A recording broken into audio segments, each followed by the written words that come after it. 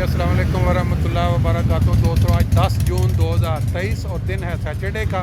दोपहर 1 बजे के राउंड टाइम है। ये हम खड़े हैं इस वक्त रूडेसहाइम में। रूडेसहाइम बहुत ही मशहूर इलाका है, फ्रैंकफर्ट से तकरीबन 40-50 किलोमीटर दूर।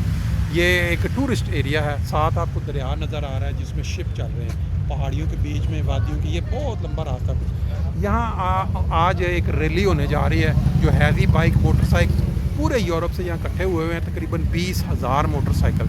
ये देख लें, ये लोग जो हैं, ये कोई आ रहा है, कोई दूसरी साइड से आ रहा है, ये भी इकट्ठे होंगे यहाँ से। इनकी एक रैली निकलेगी और ये हर साल ये प्रोग्राम होता है हैवी बाइक्स का।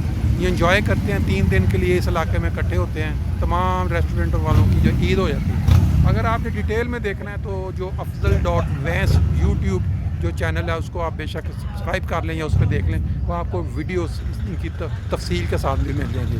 आज सिर्फ इंट्रोडक्शन काफ़ी है।